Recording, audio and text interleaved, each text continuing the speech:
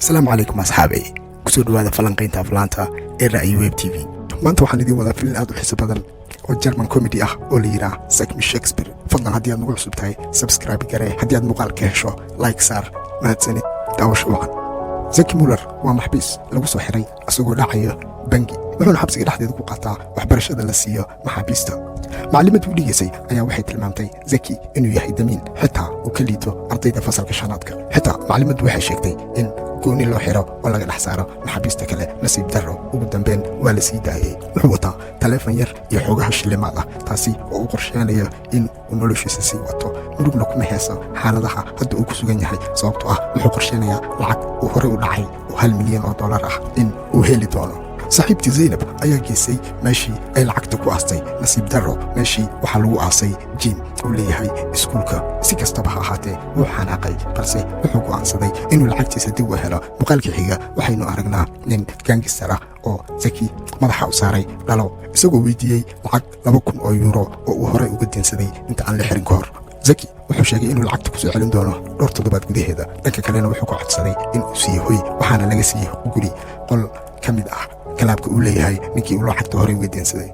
habeenka Zaki wuxuu qorsheeyey inuu dugsiga ka helo shaqo nadaafad ah, sidaa darteedna uu ku galo dugsiga misna uu qodo meeshii lacagtiisa lagu aasay. maalinta xigtay si uu shaqo u helo waraysi ayuu iskuulka u tagay, wuxuuna la kulmay macallimad la yidhaahdo Lacey. shakhsi ahaan aad bay u furfuran tahay. Zaki wuxuu aaday xafiiska maamulaha, wuxuuna arkay dad fara badan oo sugaya waraagsi sheeko, inkastoo aysan u muuqanin dad doonayo shaqo xaqitaan ah ama nadaafad ah. xariifka Zaki ahaana si uu meesha u banaysto ayaa wuxuu jebiyey alarmigii dabdemiska, halka ay dadkii kaleetana kala carareen. wuxuu u galay maamulaha, wuxuuna u sheegay in ay ardayda si khalad ah u ruuxay batanka. maamuluhu waxay u heesataa inuu Zaki doonayo shaqo macallinimo, isagana wuxuu isku dayey inuu u sharaxo, balse fursadu ugu sharaxo waa ay siin wayday markii uu Zaki ogaaday in macallimiinta la siiyo mid ka mid ah furayaasha jiimka iyo sidoo kale miishaar €2,000. Zaki waa uu aqbalay fursaddii wuuna ka faa'iidaystay, balse dhibaatada jirta ayaa waxay tahay Zaki inuusan haysanin shahaado.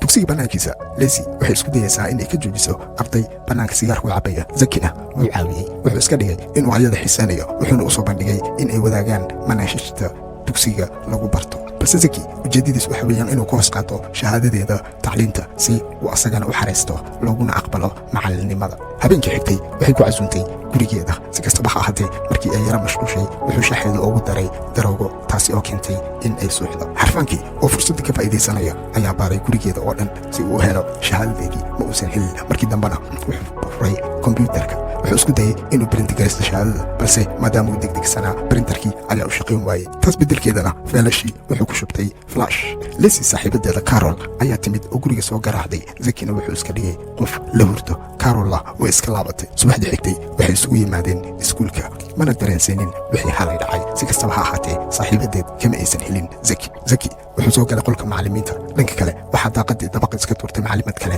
iyadoo ardaydeedu ay aad u dhibeen, iyadana ay nolosha nacday iskana turtay. nasiib wanaag way badbaadi, waxbana ma noqon. booskii macallimadii tagtayna waxaa lagu bedeli doonaa Lacey oo u dhigi doonto fasalka 10aad B. fasalkan waxaa lagu yaqaanaa in ay isugu yimaadeen dibjiriintii ugu dambaysay. waxay macallimiintu ku sameeyaan barankiyo kala duwan, haddana aanan lahayn waxyeello kaleeto. Lacey uma faraxsana fasalka loo dhiibay. Zaki wuxuu galay fasalkii, wuxuuna ardayda u sheegay in ay maalin walba keenaan filimaanta cajalka filimaanta ay daawdaan si ay fasalka ugu daawdaan. wuxuuna u sheegay in uu dhibco fiican heli doono qofkii keeno filimka ugu wanaagsan. Zaki wuxuu u muuqdaa mid ku qanacsan waxbarista fasalkan. dhanka kale dibjiriintii fasalka Liza wax walba ay tiraahdo macallimadda way ku qoslayaan, wayna dhegaysan lahayn wax walba ay u sheegto. markii ay jeestada qaadatay, wax ayaa gacanta uga dhigay. markii ay damcay inay iska dhaqdana, tuubadii ayaa u jabtay. waxay garwaaqsatay in ay ardaydu ku samaynayaan prank. markii ay garatay, waxay qaadatay shukumaan. markii ay shukumaankii isku dartayna, shukumaanku wuxuu marsanaa ooliyo. iyadoo aad u bahdilan ayay damacday inay baxdo. markii ay qabsatay gacanka albaabka, waxaa loo mariyey xaar ey. waxay maamulaha ka codsatay in laga bedelo macallinimada fasalkaas, balse jawaabta ay maamulaha ka heshay waxay noqotay mid filan waa ku noqotay. waxaa loo sheegay in ay macallinimada isaga tagto haddii aysan u dulqaadan karin cadaadiska macallinnimo. habeennimadii Zaki wuxuu aaday qolka jiimka, wuxuuna bilaabay inuu jebiyo derbiga guriga Lacey. saaxiibadeeda Carol ayaa hagaajinaysa printerka, kaasoo daabacay shahaadadii Lacey. markii ay fiiriyeen tafaasiisha dabaacadda, waxaa u soo baxay in la daabacay saacadihii uu guriga joogay Zaki. liisi waxay uga sikisan tahay inuu isticmaalay shahaadooyinkeeda si uu shaqada ugu helo waxayna aaday iskuulkeeda waxayna baartay feelashii zaki ugu dambeynna waxay ogaatay in dhibcaha zaki iyo teeda ay yihiin isku mid shakigii ay qabtayna wuu rumoobay iyadoo xanaaqsan ayaa u tagtay zaki waxayna u sheegtay inay ka xun tahay maadaama uu isticmaalay shahaadooyinkeeda wuxuu u sheegay inuu siin doono lacag balse iyadana way ka diiday shayga keliyata ee murugada ku hayana waxa weeyaan in ay ka takhalluso ardayda fasalka tobnaad b heshiis kadib waxay maamulaha la socodsiiyeen in ay doonayaan in ay kala beddeshaan fasalka zaki wuxuu soo galay fasalkii dhibka badnaa ee dibjiriinta zaki oo doonayay inuu qaanadda wax kala soo baxo ayaa gacanta la galay waxaana faraha ka qabtay dabinka jiirka intii uu dabaguranayeyna wuxuu taabtay sirabda xigtay waxaana ku soo duldaltay ooliyo loo suray xagga sare ardaydiina qosol ayay la daateen zaki weli wuxuu doonayaa inuu wax sii bara markii uu kursigu fadhiistayna inuu ka kaca kursigii ayaaba diiday oo dabada uga dhigay maalinta xigtay xarbaankii zaki ahaa wuxuu soo qaatay qori xanuun badan ardayda qaar ayaa bannaanka jooga si ay ugu gembiyaan xiisadda markii ay damceen inay ordaanna xabaddii xanuunka badneed ayuu lugaha uga dhuftay mid ka mid ah dhammaantoodna xoog ayuu fasalka ku soo xareeyey waxa keliya ee u baahan yahay waa inay aamusaan kuleelna kuma heeso inay wax bartaan iyo in kale markii ay timid lezi fasalkiisa si ay uga qaadato jeesto waxay aragtay ardayad ooyi markii ay weydiisay waxaa ku dhacayna wuxuu ku yidhi aamus lezi wuxuu ogaatay inuu zaki doonaynin inuu ardayda wax baro oo uu doonayo inuu wakhtigiisa ku qaato khayaali habeennimadii zaki waxaa laga soo ceyriyey kilaabkii uu deganaa isagoo garan laha meel uu aado ayuu ugu dambayntii aaday guriga liisa iyo carol oo moodaya tuug ayaa soo galay misna buris la dhacay meeshii uu jiifay ugu dambaynna waxay ogaadeen inuu yahay zaki habeenkaas wuxuu guriga la joogay liisa iyo saaxiibadeed iyo sidoo kale walaasheed ka yar oo la yidhaha lora subaxnimadii zaki wuxuu ka codsaday liisa in uu joogo gurigeeda 2 toddobaad oo keliyaata iyaduna way diidaneed maadaama uu horay u khayaanay si uu la sii joogay liisa shuruud ayay ku xirtay waxayna shuruud uga dhigtay in fasalka tobnaad b uu u baro ardayda si sax ah zaki oo dhibsanaya ayaa ka aqbalay maadaama uusan lahayn waddo kaleeto oo u ban si ay uga caawiso waxbarashada ayaa waxay siisay agabkii manhajka iyo sidoo kale xogta ardayda waxay kula talisay inuu xakameeyo hogaamiyeyaasha fasalka oo ah daniel iyo shantel haddii ay hogaamiyeyaashu ixtiraamaan in ardayda kalena ay ixtiraami doonaan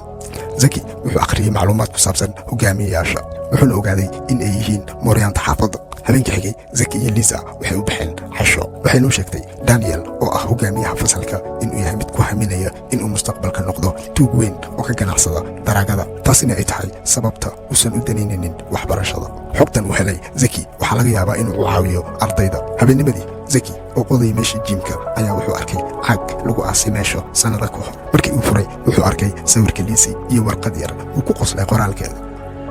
xilligaas oo ay ahayd shuluq culayskeedana ahaa murugta ugu weyn ugu dambayna markii uu daalay wuxuu seexday miiska ardaydii oo ka faa'iidaysatay hurdadiisa ayaa wejiga u mariyey roseto zaki wuxuu dareemayaa xanuun liisana waxay isku dayday in ay caawiso daryeelka uu samaysay liisa waa mid uusan zaki horay u arkin taasina waxay keentay in uu ku dhasho zaki dareen hor leh maalinta xigtay zaki ardaydii tobnaad biiga wuxuu u waday dalxiis waxayna booqdeen guryaha ragga daroogada ka ganacsada taasi oo uu doonayay inuu wax ku baro daniel markii uu arkay nolosha dadka gaangiska ah waa uu ka raja dhigay wuxuuna go'aansaday inuu qaado waddo ka duwan tii markii hore uu ku fikirayay zakina wuxuu ardaydii kula taliyey in ay ku biiraan fasalka tiyaatarka liisa waxay qaateen taladii zaki waxayna ku biireen fasalka tiyaatarka halkaasi oo ay ku jilayeen rubaayad daniel wuxuu matalayay doorka romeo rubaayadiina doorkiisa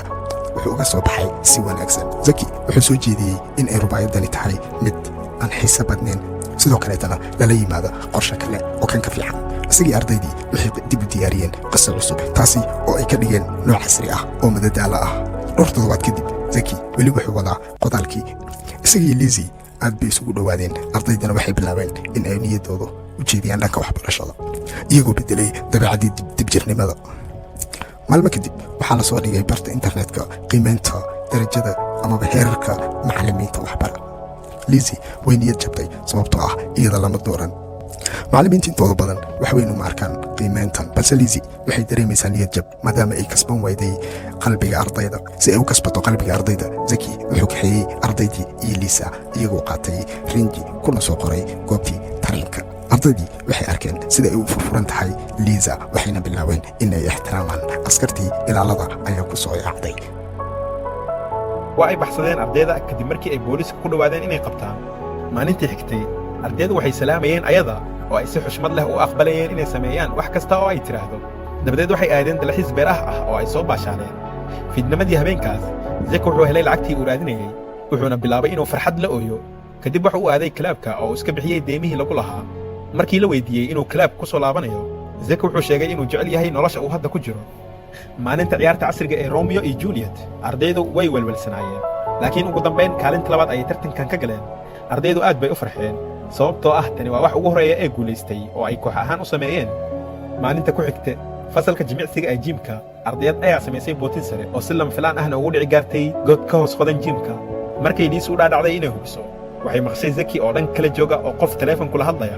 wuxuu u sheegay wax walba oo ku saabsan ujeeddadiisa dhabta ah ee uu iskuulka u yimid liisi waxay dareemaysaa in la qiyaameeyey wax kale oo ay ogaatay dembiyidiisii hore u galay waxayna ku hanjabtay inay wacayso booliiska haddii aanu si degdeg ah uga tegin shaqadiisa iyo gurigeeda isagoo aan si kale u qancin zaki waxa uu oggolaaday inuu baxo maalinta xigta waa maalinta imtixaankii weynaa ee ay ardaydu diyaarinayeen muddo dheer kor inta aysan bilaabin waxay soo baxsadeen sawirro kala duwan oo ay eegayeen markii la weydiiyeyna waxay sheegeen in zaki uu kula taliyey inay keenaan sawirradii ay aadku jecel yihiin si ay dhiirigelin ugu noqoto ayaga arday ayaa waxa uu liisi u sheegay in sawirka zaki uu jecel yahay dhiirigeliyana uu ku jiro qaanadiisa iyada oo yaaban ayay eegtay waxay aragtay sawirkeeda oo uu ka helay caagii yaraa isla markaa zaynab ayaa timid oo wada warqad uu zaki liisi u dhaafay warqadda ayaa sheegaysa inuu ka xun yahay inuu lumiye kalsoonideeda wuxuu sidoo kale sheegay inuu go'aansaday inuu bilaabo nolol cusub oo macannimo ah xitaa kadib markii uu lacagta helay zaynab waxay intaas ku dartay in zaki uu u socdo inuu dhaco banki isagoo la socda dad xun haddii aysan liisi joojin isaga waxaa laga yaabaa inuu mar kale ku noqdo dembiyadiisii hore liisi isla markiiba waxay isku dayday inay wacdo laakiin teleefonka lama qaban waxay heshay fikrad ah inay ardaydu sameeyaan barnaamij ay ku ogaanayaan goobta uu simkaarkiisa yaalo qorshuhu wuu shaqeeyey laakiin zaki ninkii la socday ayaaba ku dheelay qorshaha ugu dambayntii zaki wuxuu doonayaa inuu ku sii noolaado noloshiisa macallin wuxuuba ka leexday qorshahan intaas kadib wuxuu aaday guriga liisi isagoo hadiyad u wada wuxuuna ka codsaday inay aqbasho jacaylkiisa oo ayna kala qayb gasho xaflad way aqbashay waxayna furtay sanduuqa oo ay ku aragtay lebis qurux badan iskuulka maamulaha waa ay oosay markay aragtay waraaqaha imtixaanka ee fasalka 10aad b dadaal fiican ayay muujiyeen ardaydan waxayna waxaas oo dhan uga mahad celisay zaki waxayna doonaysaa inuu sii ahaado macallin joogto ah